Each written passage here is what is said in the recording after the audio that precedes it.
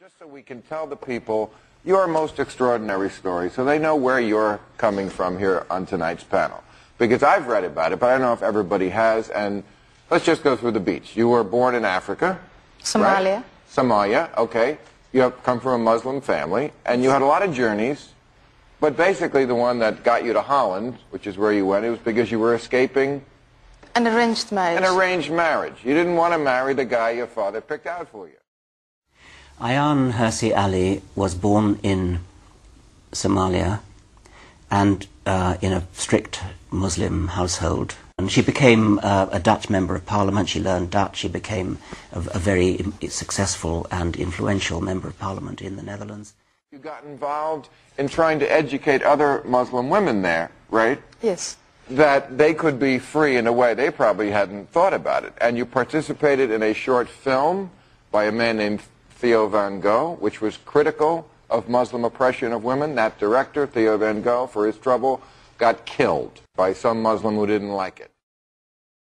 Oh Allah, as I lie here wounded, my spirit broken, I hear in my head the judge's voice as he pronounces me guilty.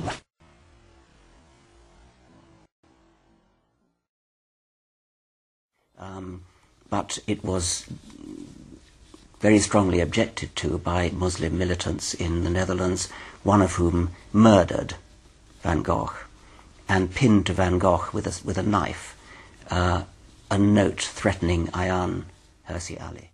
Do you think there is something fundamentally violent, anti-democratic? Anti-democratic, anti-human, hostile to women, hostile to gays, and particularly hostile to Jews. And it's the mainstream Muslims, the 1.2 billion Muslim individuals, who should acknowledge all these things and try and change it.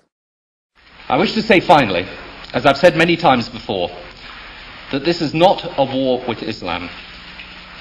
It angers me, as it angers the vast majority of Muslims, to hear bin Laden and his associates described as Islamic terrorists. They are terrorists, pure and simple. Islam is a peaceful and tolerant religion, and the acts of these people are wholly contrary to the teachings of the Quran. Is Islam a religion of peace? You are one of the brave people who says it's not really a religion of peace. It's not a religion of peace, and immediately after 9/11, they should have said it's not a religion of peace. We're up against Islam.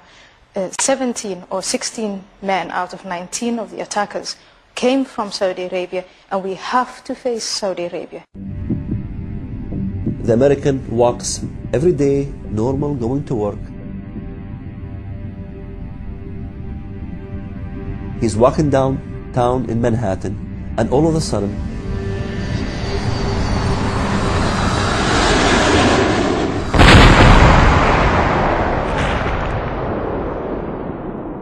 two planes hit the Twin Towers, and they have no clue why would somebody do such a thing.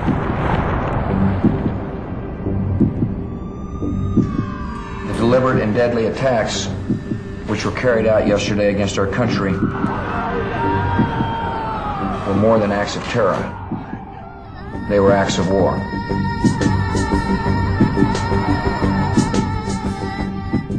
Radical Islam has declared the war. Radical Islam is at war now with the West. When I saw the second airplane hit, I knew jihad has come to America. The tendency of Western political leaders to deny the connection between Orthodox Islamic mainstream and terrorist violence is replicated in the universities and the media. Wherever you look, both in Western Europe and in North America, the members of the elite class have this tendency to proclaim Islam, some mysterious, authentic Islam, to be peaceful and to be tolerant, and those Muslims prone to violence are proclaimed to be non-representative fringe. I also want to speak tonight directly to Muslims throughout the world. We respect your faith. It's practiced freely by many millions of Americans, and by millions more in countries that America counts as friends. Its teachings are good and peaceful. And those who commit evil in the name of Allah blaspheme the name of Allah.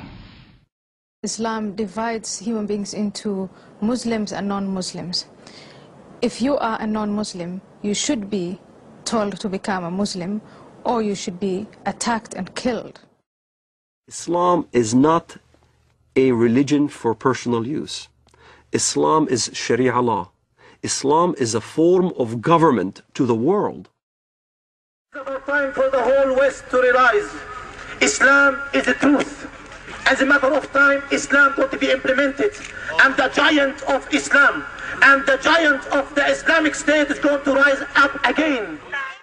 This is a war against people who in many ways pervert what Islam stands for. Islam stands for peace and stands for nonviolence. Well, I would really appreciate if people who make such claims could then explain the continuity of violence from the earliest day of Islam, from the earliest days of the Prophet and his immediate successors throughout the 13 centuries of recorded history.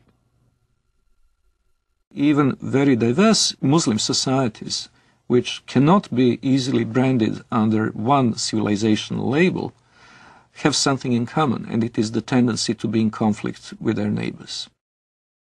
Then the Qurayza tribe surrendered, and the apostle confined them in Medina. Then the apostle went out to the market of Medina and dug trenches in it. Then he sent for them and struck off their heads in those trenches as they were brought out to him in batches. The idea that Islam is a spiritual religion like, for instance, Christianity, is completely incorrect. Don't those people represent a more extremist view of Islam? You know, I mean, aren't religions at first aren't they supposed to appeal to people's moderate tastes, moderate instincts, well, in order to win them over? No, and then, they're not all and then aren't right. they then co-opted by extremists, by radical extremists? It was extremist to begin with. Yes. Muhammad was a warrior. The Prophet cut off the hands and feet of the men belonging to the tribe of Arina, and did not cauterize their bleeding limbs till they died. Rabbi Qanina was tortured by the order of the Prophet of Islam himself.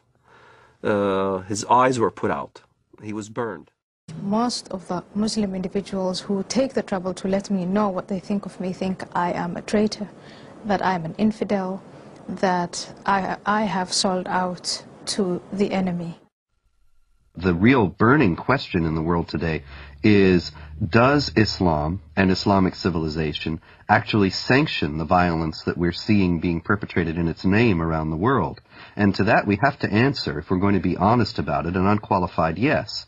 The Islamic sources, the Islamic texts, starting with the Quran, but not limited to the Quran, the Islamic texts including the Hadith, Islamic tradition, Islamic theology, Islamic law, the traditions of the interpretation of the Quran throughout history and Islamic history itself all bear witness to the fact that Islam has a developed doctrine, theology, and law that mandates violence against unbelievers.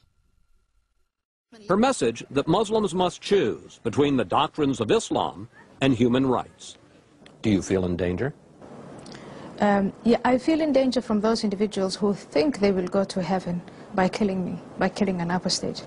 But you're not going to stop. No, I'm not going to stop. Hirsi Ali says what she finds most rewarding is when Muslims get in touch with her and say they have the same doubts about Islam and don't want to hate.